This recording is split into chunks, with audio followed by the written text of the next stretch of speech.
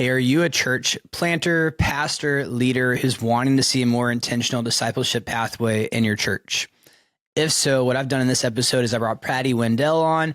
Her and her husband, they're church planters. They planted a church in Mississippi, ground zero. They're working with unchurched people and de-churched people, and they actually integrated ordinary movement into their church as their discipleship pathway.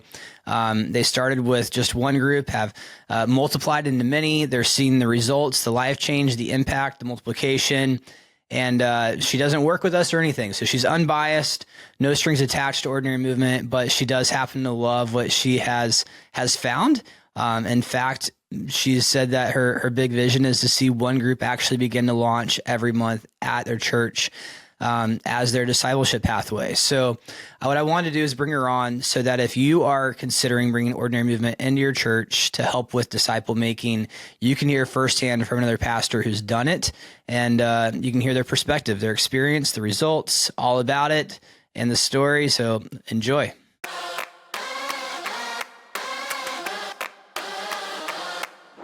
All right, guys, today I'm with Patti Wendell, and she is a church planner, kingdom builder. She is a mom, a wife, a book accountant, bookkeeper. You do bookkeeping for churches and nonprofits. Yes. What else did I miss? Because I know there's way more to you than those things, but let's hear, who is Patti? Well, thanks, Alex, for having me on. I love Ordinary Movement, and I'm so excited to talk to you today about it and just about our story. We planted a church 18 years ago with the ARC, which is the Association of Related Churches, and there's about 1,000, almost 1,100 ARC churches, and we were number 36. So we were really early into the church planting process. And they did such a great job of helping us plant a church. They did a great job of helping figure out where we wanted to be and what our church needed to look like.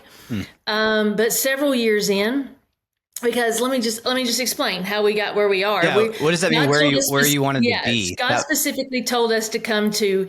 He said Memphis first, because, sometimes God has to get you moving in the right direction before he gives you the details. Yeah. So he got us headed in our minds towards Memphis. And just through prayer, we found a county just across the border into Mississippi, because Memphis is right in that corner. I didn't even know that before we moved here, but it's right across the border from Mississippi. So I actually live in Mississippi, and the Lord sent us to this county. And once we got here, DeSoto County, which is Olive Branch, South Haven, Horn Lake, Hernando, that's the towns in our county. We got here and we realized, good gracious, there is literally a church on every corner. I'm not kidding. There is one stretch of like 3 miles that there's 12 churches. Yeah. On one street. The parking lots literally touch. We have one church that sits in the parking lot of another church. I'm not kidding. So we were like, Lord, why in the world would you send us somewhere to plant a church, uproot our entire family? We had kids. It was like, let's go to this place. We didn't want to go to Africa, but it seemed like Africa needed us a whole lot more than DeSoto County did, but he told us to come here. Yeah. But he was very specific with us that we were going to a place that had a lot of churches, but that didn't mean they had a lot of Christians. That didn't mean they had a lot of Christ followers. There are churches that are sitting almost completely empty in our county every Sunday. Yeah. So he sent us here specifically for the unchurched and the de-churched. Yeah. And the unchurched, obviously, people who have never been to church before. You'd think there aren't a lot of those since we live in the buckle of the Bible Belt, but there actually are a lot of them. Yeah. And he also sent us here for the de-churched, or people that just didn't go to church for one reason or another. We found they got married. He was Methodist and she was Catholic, or he was Pentecostal and she was an atheist, and they didn't know where to go to church. So God helped us create a church for people like that who didn't really have a frame of reference for church, or maybe had church hurt, or that people in church before them had hurt them, and they were just like, I'm done with church. But then they realized, maybe I'm not done with God. Maybe I'm not done with Jesus. So we built a church that really just spoke to them. And by doing that, God has sent us an incredible group of people. And we had a guy come through one time that spoke for us, and he said, your church is kind of like the island of misfit toys. And somebody might take that wrong. It's It gonna might be a take cool it personally and T-shirt be for your like, church. but it is a really cool thing, to be called that, because we're not your average church. Yeah. You see all kinds. Yeah. So I mean, for anyone listening, this is like a come as you are. People are free. No one's probably wearing suits and ties. You're really. Well, we do have okay. some, but But that's we not also the have culture, people nonetheless. that literally show up in basketball shorts and tank tops every Sunday too. So Yep. it's a blend. we tell one story. We have teams, and one of our teams is our impressions team. We have guys that are opening the doors and letting people in. My husband always stands out front on Sundays, and he was standing there with a guy who we know is a multimillionaire. I mean, he's owned car lots, he's owned all kinds of properties. Yeah. I mean, he just has a lot of money. And he kind of chuckled, and Craig was like, "What?" And he was like, "It's just so cool to be opening the door with people not like me." Because the guy literally across that was opening the other half of that door was in rehab. Wow. And his rehab van brought him to church every Sunday. Yep. And they're standing there opening the door together. And it's really cool. That's super cool. For anyone listening, like what's your husband's role with the whole church plant deal? We were planted with the Ark, and we were early on, and we planted together. We co-pastor together. So when people say you're a pastor's wife, I say no, I'm a pastor. And we pastor together, and he loves being able to. He coached for the Ark for a long time. Coached new church plants. We're kind of beyond that now because planting a church 18 years later is very different than it was when we did it. So we have a lot of friends. We've made a lot of friends.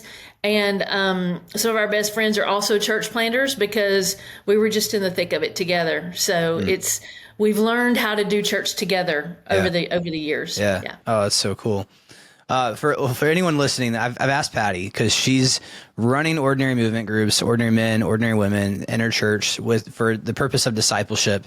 But I've asked her if she'd be willing to kind of share why ordinary movement and tell us a bit about her groups, what she's seen, the results, the impact, the vision around that. But let me just start off, Patti, like what is your vision for discipleship for your church? Well, we did a study last summer. Craig did a study with our whole church, and it was called a master class. We did it on Wednesday nights. We asked anybody who really wanted to dive deep into this book, and we studied the book, Preparing the Way, by John Mark Comer. And it's basically about, he kind of defunct. He doesn't really like the word discipleship. What he actually loves is just being a follower of Jesus, which we love that as well. But it is in the church vernacular, that is discipleship. Yeah. But it's just making followers of Jesus. And one of my favorite quotes from that whole thing was, "I want to be covered in the dust of my rabbi." In other words, I want to be following Jesus so closely that I am literally covered in the dust that is being kicked up when he walks. Yeah. We did that study with our church, and because of that, people just really grasped onto, oh, you mean there's something more than just come to church on Sunday? Because in a church of unchurched and de-churched people, especially unchurched people, we're starting at ground zero with these people. We're not just doing Bible studies for people who've been in church all their lives, although it works for people who have been in church all their lives. But it's really great, just basic ground level, having a relationship with Jesus and having intentional relationships with other people, and then multiplying that into more groups just like yours. It's just simple, and it just makes it easy. Yeah. What would you say, like if you had to put words to end game, final outcome, like you're doing all this discipleship investment, even apart from OM, like what is the vision of like the beyond? Like once you will get into groups or get into discipleship at your church, where do you want to see them be at? And I know it's different for everybody, but I'm just curious, like what's the ideal outcome of the discipleship investment in people's lives for you guys? We know that if nothing else, the pandemic taught us church can go away. Church can absolutely go away. But if you have a personal, everyday walk with the Lord, then your relationship with Jesus doesn't have to crumble. if something happens to church. If something happened to South Point and we just imploded for some reason, we would want to make sure that the people that we had been investing in their lives could carry on. Do they need to go to church? Absolutely. But it's not what makes them who they are. Yeah. It's just a gathering of other people who are walking along the same path as they are. We want people to be able to have a personal relationship with Jesus that doesn't depend on the church to carry them through. They're self-feeders. We want them to be self-feeders. Yeah. Oh, I love it. I had a similar experience. COVID was like a major wake-up call for me as a discipleship small groups pastor, and rethinking like, what have I built and why, and what is the end goal? So that's really good. I love it. Well, hey, by the way, before I jump into the next question, I feel like I ripped past it, but like, I didn't know so much about you and your husband's background. Like y'all are so I'm grateful to have y'all in our community. I feel like I'm going to be picking your brain way more now that I know this about you guys. So you're probably like, Alex, you have to get on our schedule, but nonetheless, okay. I'm really excited knowing this more about you guys. So why, I mean, I hear your vision. I love it. I'm in agreement. Why did you feel like Ordinary Movement? And if anyone's listening, this is a unashamed pitch for Ordinary Movement, because Patti is a pastor who's plugged it into their church. Yeah. And I just said, hey, can you please elaborate? Because people are checking out Ordinary Movement for their churches. And I just felt like it'd be so valuable to hear, for them to hear from you as to why and what it looks like. So, knowing your vision, the here and then, over there where you want people to be, like, why Ordinary Movement? Okay, well, it's a story, and everything. It seems like everything for me is a story, but my story is we have family. We have a really kind of diverse family. We have 3 children that are actual Wendells. They are 27, 23, and I'll be 21 in a couple of weeks. Okay. But we have an older daughter who is only 8 years younger than us. She came to live with us when she was 18. We were youth pastors. Wow. And she and her husband live in Colorado now and are actually friends with Jeremy and his family, and they go to church together. And they came for Christmas one year. And it was just, we were just doing our normal Christmas thing or whatever. And I got up one morning and I came downstairs and Amanda's piled up in the chair with this book in her lap and her Bible open. And I'm like, okay, well, that's some dedication. And I just noticed it, and I just walked on by and I went and got my coffee and I came and sat down. And when she was done, she closed her book up and I was like, what's going on? What are you studying? And she was like, I'm studying this new discipleship thing that I've come across, and it is just, it has been life-changing. She said, David's already been through it. That's her husband. David's already been through it. Now I'm going through it. It's been so life-changing for both of them. Now, take into consideration that both of these people were raised by pastors. Okay. They're not de-churched or unchurched people. Both of them were raised in pastors' homes. Yeah. And they are now finding something that is life-changing. And I'm like, okay, I need to know about this. And also the fact that just because she was on holiday, just because she was visiting family, didn't mean that she still didn't find it important to pour into herself and to be committed to the study that she had committed herself to. So they kind of piqued my interest, and I'm like, okay, what's up with this? This is something I want to find out more about. And it's just, I love it because it is just so bare bones basic. Is it deep? Yes, it absolutely can be deep. Is it the deep end of the pool? Absolutely, it can be. But it can also be the shallow end. And that's kind of how we talk about things in our church is let's get people in the shallow end.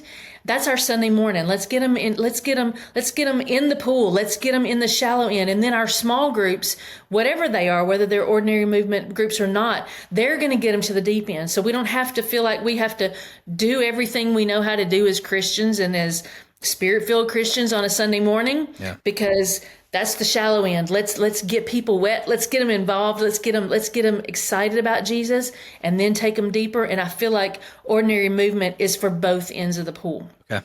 It can be my group specifically. The first group that I started specifically on purpose with about half of them were people that had either led groups before and just weren't leading at the time, or they were people that I just knew were natural born leaders. They were leading something else in church. Yeah. And then half of them were baby Christians. And I was like, let's throw all these people in this together and just see what happens. And It was so great because there were people in there that we literally bought one of the girls her first Bible. And because of that, she has just blossomed. But we also had some people in there that were totally in the deep end of the pool, but we were able to have conversations out of the study that were both, that weren't so deep that she couldn't keep up, or that the baby Christians couldn't keep up. And literally out of my group, there have been 3 groups that have been started, and those are the groups that are going right now. And one of them was one of the baby-ish Christians, and 2 of them were 2 of the people that I figured, oh yeah, they'll start a group when this is over. Yeah. But it's just so easy to include everybody. It's not all one or the other. You can take it as deep as you want or keep it as shallow as you need to be able to get them to that place. That's good. So something related to that you said earlier, I feel like you said this, maybe I'm wrong, but it sounded like you weren't looking just for another Bible study. Okay. No. So I think like we say this and everybody understands that. And yet like the deeper you get into it, the more like we really want to say this, but we don't want to say it without context because it can kind of come across the wrong way to people.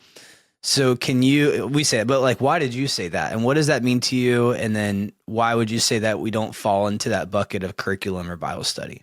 Well, because there's 3 legs to this stool. That Bible study is, you can learn intimacy with God in almost any Bible study. If you're studying the Bible, you're going to get closer to God. That's just, there's no way around it. If you're studying the Bible, you're going to grow in your walk with the Lord.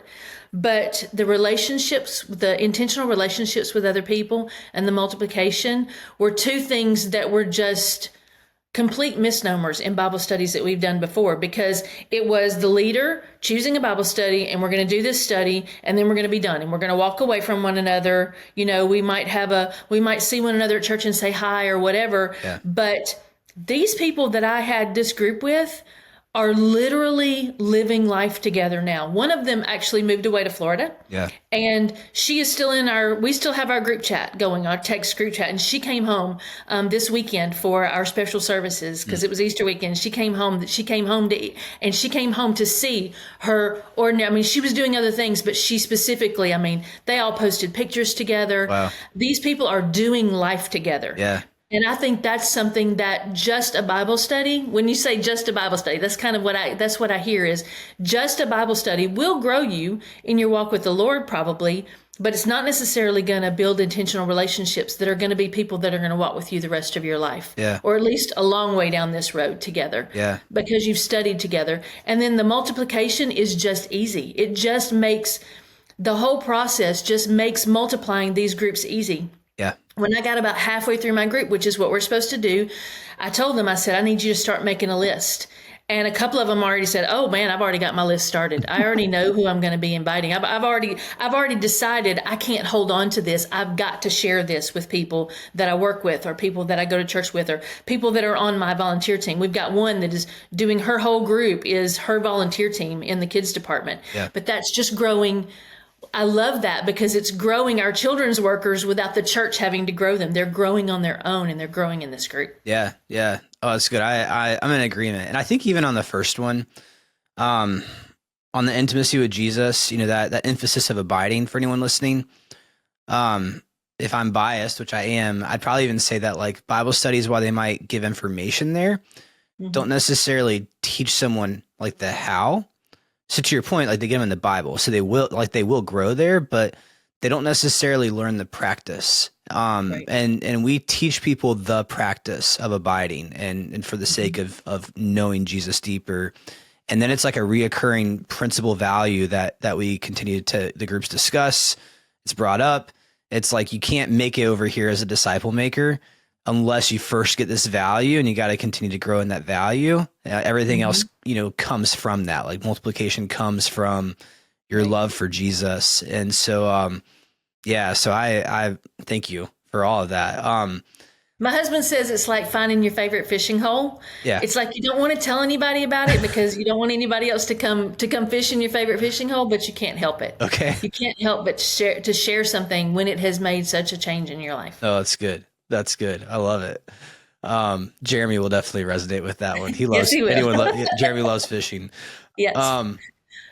Let's go. So like, I mean, just offhand, you've said this, but in your own, like, kind of a concise way, like, what have been the tangible results? Because you're a pastor, you care about, I know you don't want to waste people's time, and there's a lot of good things in church that are not always God things, or just good things that are busy stuff. And as church leaders, like, it's not about results, but we need to be good stewards of what we're doing and where we're leading people. So what are some results that you've seen from this that have kind of, I guess, given you guys that feeling towards it, that you feel like it is worthwhile and something you want to continue to leverage? Well, I have, again, a story. We have one of our guys was leading our ordinary men group, or he was helping to lead our ordinary men group, and his wife was in one of the ordinary women groups that's going on right now, and they're going through something really difficult. They have a child that's just been diagnosed. I mean, they took like a softball-sized tumor out of this like 7-year-old's head. Luckily, we live in Memphis, so he is at St. Jude, and he's getting treatment at St. Jude. He's been accepted there, but when I'm in staff meeting and I'm talking about making sure that we're caring for these people, one of the people on staff is like, "We got her." And I was like, "Well, because she's on your team." And she's like, "Oh no, our ordinary women group has got her. We've got her. We're taking care of her. We're getting the meals. We're making sure that they're taken care of at the hospital. When you go to St. Jude, you don't have to do anything. They literally pay for everything. They literally pay for their gas for them to get back and forth from visits. But still, just somebody to be there and to help take care of their other kids that they have or whatever. I didn't have to do anything. As a pastor, I just sat back and watched. Yeah. It's done. It's taken care of. These people are being pastored because of being a part of an ordinary men and an ordinary women small group. So I feel like, for context, if someone's listening and you're not like on church staff, you're probably like, what? Because you're like that. Well, duh. But for church leaders, like when I was a small groups pastor, we were trying so hard. Like we realized like, it's impossible for a few people on staff to meet all of the pastoral care needs of a church. Right. And then it was like, but that's not even the staff's job. Like we're to equip the saints for works of ministry. And you want to do all, but you just can't do everything. And at the end of the day, it's like God's design for churches. We are the church and everyone's a part of it using, hands and feet. I don't want to preach to the choir. But long story short, I remember trying to make that a value in our small group structure, which was like the 3-semester classic, free market system. And we just couldn't get it because I don't think that there was the real intentional relationships unless it was that one group that always stayed together on the one topic, like marriage. They were like, they all stayed there semester after semester. But the other groups could never quite get that, like, we're supposed to take care of one another. Like we get to do this. We get to show the world our love by how we love one another. Right. And yet it was always such a like uphill battle to get that leader to think that way and create that culture. And so, what you said is actually game changing for a pastor who wants their own people to take that initiative and ownership of being the church. Yeah. We tell our church we're growing bigger. We have to grow bigger and smaller at the same time.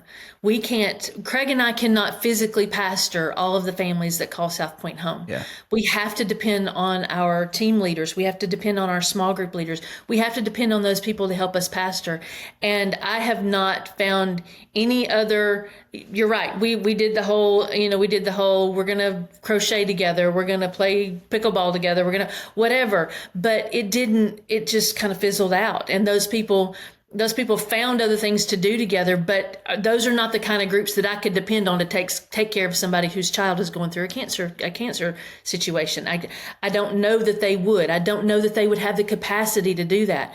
But when you have built your relationship through this group, it just comes natural to take care of one another. Yeah. It's part of who we are and why we do it. Yeah. Oh, I love it. So can we talk about like discipleship pathways? Because I think in one sense we are a discipleship process that and as much as discipleship process, we're a disciple making process.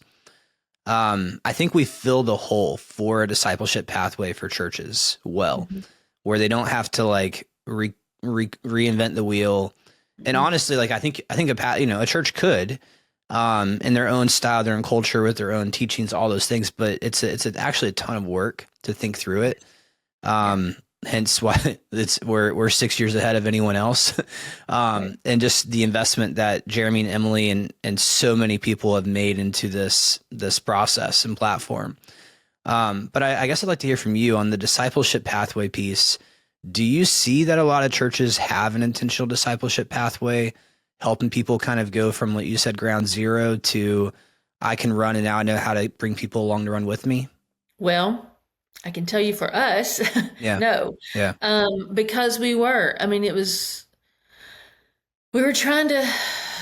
were trying everything we could. We tried book studies. We tried marriage. We did love and respect. We did all the things. I mean, but like you said, it was great for the moment. It was great in the moment, but was it sustainable? Was it reproducible? That's something that shows that something is a good business model. Is it sustainable, and is it reproducible?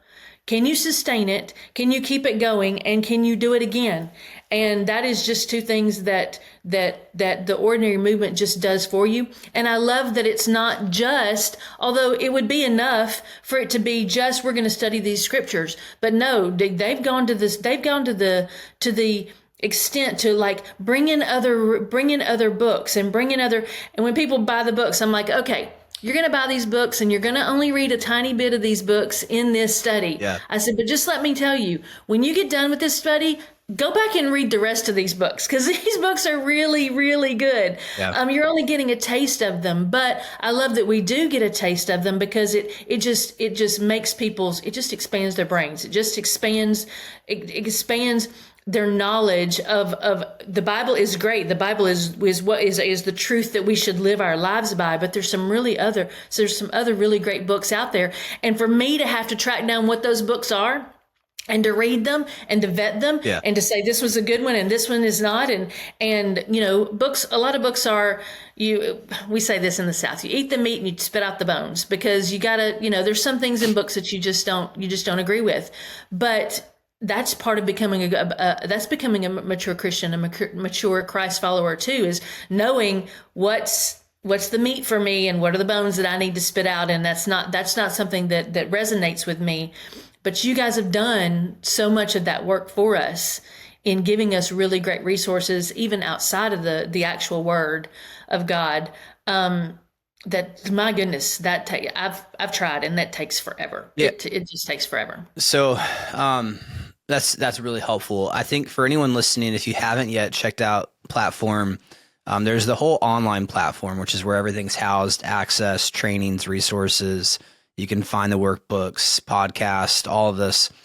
And there's really, I'd like to think of it almost as, like I mentioned earlier, there's a process, there's a workbook, there's additional books, there's the resourcing, and then there's the training. And so it's really within layers, and it's a multi-layered discipleship process that has these different components that gives groups the framework, it gives them the structure, it gives them the content, but it also gives the leaders the values and the practices, to where it is really a well mapped out process that someone can integrate as a discipleship pathway. And a lot of my group leaders also, they tell me, they're like, the what's in the book is awesome, but I really love the podcast. I love my book. I don't know if they still have that, but in my book, it has the QR code that takes you to the podcast. Yeah. And you listen to the podcast when you're getting ready to do that study for the week, when you're getting ready to facilitate that week of the talk, of the study. When you get that podcast, it gets your mind going in so many other ways, and it just allows the Holy Spirit and allows the Lord to just bring things up to you that you may not have even connected. But I really love those as an extra resource. And that's obviously not something that you get when you just buy a Bible study. That's just not something there's so many more resources. Yeah. And your value that you mentioned earlier is one of ours, the whole eat the meat, spit out the bones. I mean, this is not a perfect discipleship process and study. I mean, there's things that we can't get everything, we're not trying to be a church. We're trying to be a resource to the church. And some people may disagree with some things that we say in it. But we also invite people to disagree. Like that's, we're not afraid of that. Like, and you guys might be aligned with a different church that's different thinking on something, and you guys can own that and say, we don't agree with this, and spit it out. Like, I mean, we're not afraid of that. We're just trying to move the needle. and discipleship and disciple making and help people. Hey friend, we're going to jump right back into this discussion about discipleship and disciple making. But before we jump in, let me just highlight ordinarymovement.com, because that is the reason that I have been able to provide this podcast in the first place. There's this whole community and a movement of disciple making where we've basically taken this entire process of discipleship. We've distilled it into a group model, taking people through 26 sessions. We have a men's track, a women's track, and we have a track that can fit in just for men and women together. It fits into church structures with small groups. It also fits into a person's daily life, where even if they've never even been in a small group and their churches don't have small groups, they don't even know where to begin. It is for the local church and meant to be done with and through your local church, but it is also designed for ordinary men and ordinary women. And it was designed by ordinary men and ordinary women. And so anyone, be a roofer, an entrepreneur, a business person, a stay-at-home mom, a waiter, whatever level of education you have or don't have, it doesn't matter. We've taken all the guesswork out of how do you bring together people and learn how to follow Jesus together in a high challenge, high grace environment that helps people become disciples who make disciples. And it's all available to you. Check it out at ordinarymovement.com. All right, back to the show. Let me ask you this. I think right now, correct me if I'm wrong, you probably have 3 to 6 groups running at your church. And like you said, you're not the smallest pastor, so I don't, but I would suspect, knowing how it's worked, like, are you super involved with them anymore, or are they doing what they're designed to do? They are doing what they're designed to do. I am only involved in my groups because I wanted to be. So at Christmas, we had those groups had been going since like October, like August, September, and October. And then at Christmas, we did a brunch and we brought my group together with those 3 groups. Okay. And then we could kind of see like, oh, you've done this before. Oh, well, you're in this group because you were in my group, or you started this group because you were in my group. So it was like a kind of like a family reunion that we had. Yeah. And I'm thinking that I'll probably do that going forward at the holidays or something. Every year is just bring everybody together that can be there and just watch that group grow. Very cool. And it was just so cool for me to sit back and watch, oh, she's doing such a great job leading these people that I hardly even know. Because, I mean, they're in my church, but our church is too big for me to know everybody or to be in relationship with everybody. But I trust who is in relationship with them. So, yeah. Yeah. No. And I have this dream, and you're probably going to ask me this question, so I'm going to go ahead and tell you. I have this dream. My dream for Ordinary Movement at South Point is that there would be a group starting every month, that we would have 12 women's groups and 12 men's groups, and that we would have one starting every month. Because I had somebody email me just this week and they're like, I'm interested in Ordinary Women. And I'm like, okay, you have to hold on till August because we don't have a group starting until August. Yep. I'm literally going to start another group this August if nobody else does, because we need to. We need to continue it, but I also kind of miss not doing groups. So I might actually, but I felt bad when she's reaching out and wanting discipleship, and I'm like, oh, you have to wait till August. Yeah.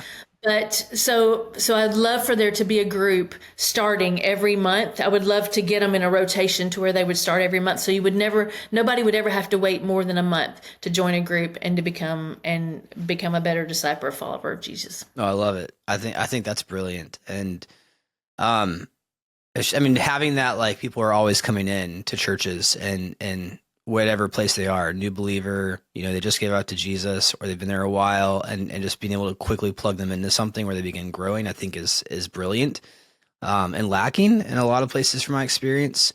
And I think now it's just like it's a no brainer, but like we talked about, it's just a lot harder to create. And, we've got a solution for that. And I think one of the reasons I asked that is like, we want our heart and intention behind as we continue to build and develop this, is it not to feel like it has to be pastor led. I mean, we want pastors to lead in disciple making and discipleship, but we also don't want pastors to feel like getting this going within their church's discipleship pathway rests on them. We do feel like it needs to be pastor championed, meaning either maybe you lead the first one, but again, anyone listening, like, if you lead the first one, you're leading heavy up front, but then you're done, halfway, and you're just celebrating, like you're coaching. You're not doing all the leading. And if you have the right leaders, if you're starting off from scratch, you could do the first 3 or 4. And then at that point, everyone's rotating and you're coaching. Yep.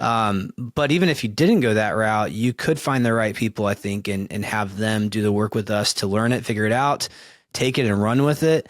And then it's just a matter of like, it's not on you. It's you give it to the right leaders, and then they're going to take it and run with it, and it's going to take care of itself. And as a pastor, Patti, like all you got to do is just celebrate it, highlight it, cast vision, celebrate the wins. And I think if people see it's part of the vision, like you said, that people are going to hear about, they're going to want to do it and run with it. I think that one thing, growing up in the church, I can remember wanting to do something or seeing people want to start something, and the pastoral staff had such a clinch hold on, no, you can only do this, or you can only do this, or you can't lead a group unless a pastoral staff person is there, because we have to make sure you're not teaching the wrong thing or whatever. Oh, this is so stressful. Just like, let it go. Just let it go. And that's what's great about something like Ordinary Movement, is that I trust what the study says, and I trust the leaders, and I can trust that anybody who's going to do this process is going to, are they going to say something wrong? Probably somewhere along the way. I'm sure I did. But you know what? There's grace for that. And the Lord's going to cover it. And, but it is such a great outline. It is such a great bare bones outline to just start with, that you can hand it to somebody and say, this is what you can do. This is what you can teach. And if you teach this, you will be successful. And you can also take your hands off and go, you know what? They may do their group totally different than how I would do it, but I know that what they're studying is good. And I know that what they're studying it's scriptural. And I don't have to keep such a clinch hold on these groups. I can just let them go and let them run. And I mean, it's like a parent with a bunch of toddlers. You're just like, oh my gosh, it's so great that I don't have to carry these people anymore. They can actually walk on their own. Yeah. They can actually get up from one place and go to the next place by themselves. I don't have to feel like I have to carry them. That is such a weight off of me. And it's so awesome that I can just let it go and let it happen. Oh, I love it. I love it. Well, thank you for your time. Final word. If you're talking to a platform, I was trying to think of a good question to set you up. If you're talking to a platform, it's all the ARC network. They're there, the pastors, and you had the opportunity to pitch Ordinary Movement to them. What would you tell them? I would tell them that Ordinary Movement has, I won't say has changed the way South Point does discipleship or has done Christ following. I will say that it has created a way that we can do that, because we were floundering before. We were just trying our best. And being a church of unchurched and dechurched people, we just didn't know what to do. We didn't know where to start. And this is such a great starting point. Do I feel like this is the be all and the end all of everything anybody's ever going to need to know about God or about the Bible? Absolutely not. Yeah. But that's the whole thing, is that it's teaching them to want to know more. Yeah.